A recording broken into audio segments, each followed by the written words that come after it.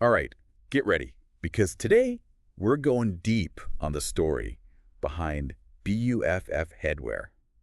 BUFF headwear. Yeah. You know those No. tube-shaped things you Yeah. see everywhere these days? I love those. They're everywhere. Turns out there's this really interesting story Okay. about how they went from just a simple solution for like one guy riding a motorcycle Huh. to like a worldwide phenomenon. Yeah. That's pretty amazing, right? It's like a total classic, Yeah. like a classic innovation story, Yeah. born out of necessity. Totally. We're talking about Joan Rojas, Okay. a motorcycle guy Okay. riding through Spain in 1991. All right. He needed something, Yeah. to keep the elements out, Yeah. but he just wasn't happy with anything out there. So what did he do? So picture this. Ugh. Rojas is out there, wind in his hair. Yeah. And he has this light bulb moment. He's like, Eureka, I need to make my own thing. Exactly. And that's what he did. Nice. He used microfiber Okay. to design the very first BUFF, Which was? a seamless tubular scarf. Oh, that's so smart. Think about that. Yeah. No irritating seams Oh, yeah. rubbing on your skin when you're outside. That's the worst.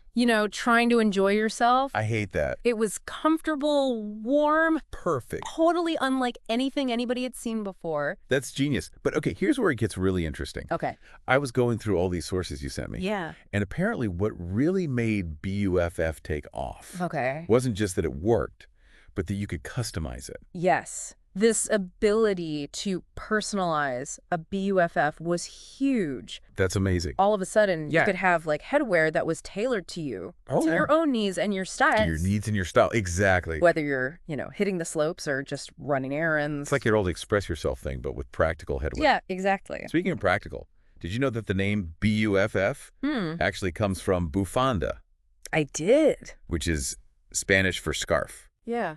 The Spanish word for scarf, It all connects. it all makes sense. And their slogan, Live More Now, I love that. really embodies what they're all about. Totally. But it's not just about looking cool and being outside. Right. They're also super committed to sustainability. Yes. Absolutely. So how sustainable are we talking? Think like recycled materials whenever possible, Okay. and a whole manufacturing process powered by renewable energy. Wow. I mean, the sources even say they saved a specific number of tons of plastic from landfills Really? just by using recycled materials. That's incredible. It's really impressive. Wow, so they're not just talking the talk. Nope. We're walking the walk. Totally walking the walk. That's really cool. And that same commitment to quality Okay. extends to the technical side, too. Okay. And remember, we're talking about the early 90s here. Right.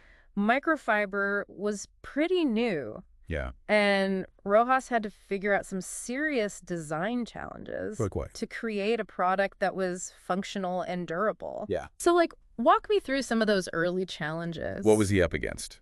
Well, first off, finding the right microfiber. Okay, yeah. It had to be lightweight, breathable, Right. able to, wick away moisture. You don't want a sweaty head. No, exactly. Yeah. But also strong enough to hold up to, Yeah. being outside. Yeah. And then there was the whole challenge of making it seamless Right. and making sure it fit comfortably on different head shapes and sizes. Yeah, it's easy to look at a BUFF now Right. and think, oh, that's simple. It's so simple. But back then, Yeah. it was revolutionary. It was a big deal. It's amazing to think about how much thought and work I know. went into something that seems so simple now. Right.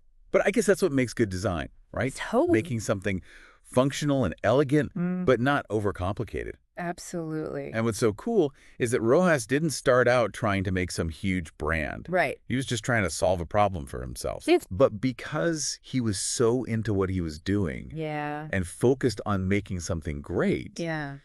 it connected with people way beyond Totally. like who he thought would wear it. Yeah.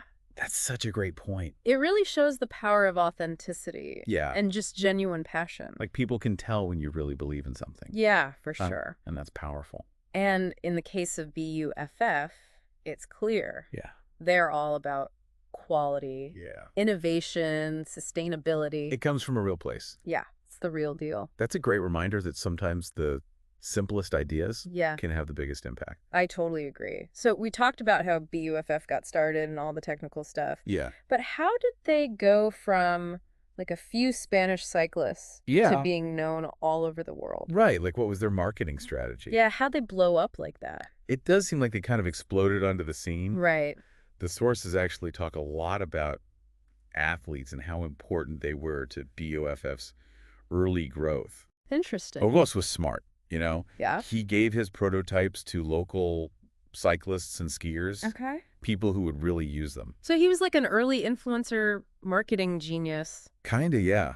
Like before influencer marketing was even a thing. Wow. And it's like, who better to tell you something's good than the people who actually use it? Right, exactly. You trust them. Yeah, and word of mouth is super powerful. Oh, yeah, totally. But it wasn't just free stuff, you know? What else did they do? The sources say BUFF started sponsoring sporting events really early on. Oh, smart. Yeah, they wanted to be present at races and competitions. I see. So people would see the BUFFs out in the wild. Exactly. Hmm.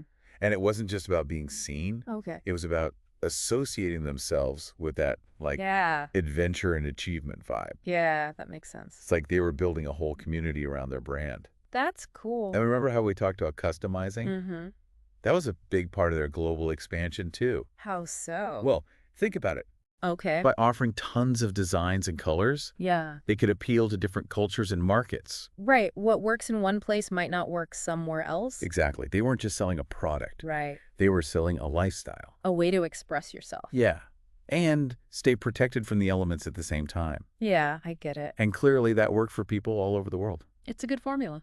It is. And let's not forget about their sustainability and quality, too. Right, right. Those things probably really appealed to a global audience that was starting to care more about the environment. Yeah, definitely. People were becoming more aware. So it's like they were ahead of the curve in a lot of ways. Yeah, they were doing a lot of things right. And even with all that success, Yeah. they never lost sight of what was important. They stuck to their values. Totally. That's a big takeaway here. It is, for sure. They stayed true to what made them successful. Quality, innovation. Yeah, and respecting the outdoors. Respect for the outdoors. That's huge. Speaking of respecting the outdoors, Yeah. we talked about their sustainability. Mm-hmm. But do you think they're doing enough? Ooh, that's a good question. Like, the fashion industry isn't exactly known for being eco-friendly. That's true. It has a pretty big impact. So are they doing enough? It's a valid concern, for sure. Yeah. I mean, they're definitely doing more than a lot of companies. Right. But there's always room for improvement. True. And the sources do mention that BUFF is always looking for new sustainable materials Okay. and new ways to produce their stuff. That's good to hear. It is. It shows they're not standing still. That they want to keep getting better. Exactly. But they also go beyond just their own company, right? Yeah, what do you mean? They partner with organizations Oh, right. like Protect Our Winters and the Surfrider Foundation. I've heard of those. Yeah, groups that are working to protect the places people like to go outside. The environments their customers enjoy? Exactly. That's a big deal. It is. It shows they're not just saying they care. They're actually trying to make a difference. Yeah, they're putting their money where their mouth is. I like that. Okay, before we wrap up this whole deep dive, Yeah, I just want to take a second and appreciate how far they've come. me too. It's pretty amazing. It is. It's incredible to think that it all started with one guy. Right. Who just wanted a better motorcycle scarf. And now it's this huge brand. Yeah, a brand that basically means outdoor adventure. It's pretty inspiring. It is, and I think there's some good lessons here. Oh, yeah. Like what? For anyone who wants to create something meaningful. Okay, I'm listening. Something that makes an impact. Something that matters. Yeah, exactly. I agree. So, what have we learned from this deep dive into the world of BUFF? I think we've learned that even something simple, like a seamless scarf, can totally change an industry. Yeah. But maybe more important, Okay. BUFF's story is like a reminder that authenticity and passion Yeah. and really focusing on quality can get you really far. For sure. I agree. And it makes you think, Yeah. what other things that seem really basic have changed the way we live? Right. Like what else has had that kind of impact? Yeah. I mean, look around right now. Okay. What do you use every day that you might not even think about? Interesting. Did you ever stop to think about how clever those things are? That's a good point. I don't think I do that enough. It is pretty cool to think about, right? Yeah. Zipper. Zipper. Velcro. Right. Even just a water bottle. Yeah, you're right. Those things changed how we dress, how we travel, how we stay hydrated. Totally. And they all started with someone who's like, Yeah. there's got to be a better way to do this. This is a problem. I need to solve it. Exactly. Yeah. Just like Joan Rojas saw the need for a better kind of headwear, someone else was like, we need a quicker way to close our clothes. Or a better way to carry water around. Right. And those solutions might seem simple, Yeah. but there's usually a lot of work behind them. Oh, yeah, a ton of trial and error. Technical stuff, really knowing what people need. It's true, we usually only see the final product, Yeah, but the process of how they got there is important too. absolutely. That journey is fascinating. It's all about trying to make things better, Yeah. experimenting, pushing the limits. Yeah, that's a good point. And I think that's a big part of what makes BUFF so interesting. What do you mean? They haven't just stopped, you know? Right. They keep evolving, Yeah. adding new materials and technology. To keep up with what people want. Exactly. Yeah, that makes sense. And they've done it all while still being sustainable and responsible, Totally. which is really cool to see. It is. It shows you can be successful Yeah. and still care about the environment. And treat people right. And do things ethically. You don't have to choose one or the other. I think more and more companies are realizing that. I hope so. It's good for business in the long run. Customers are paying attention. They They want to support businesses that share their values. Absolutely. And that's a good thing. It is. It pushes companies to be better. To think about more than just profit. Right. It's about the bigger picture. The impact you're having. Exactly. So as we wrap up this deep dive into the world of BUFF, Okay. I have one last thought for you. All right.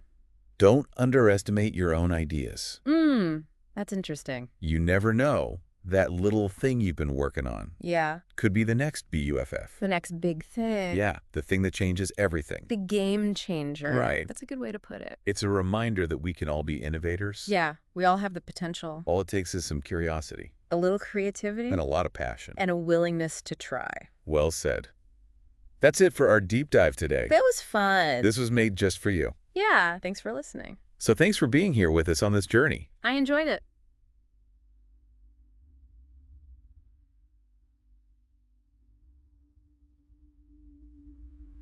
We'll be back soon with another deep dive into something you're sure to love. Can't wait.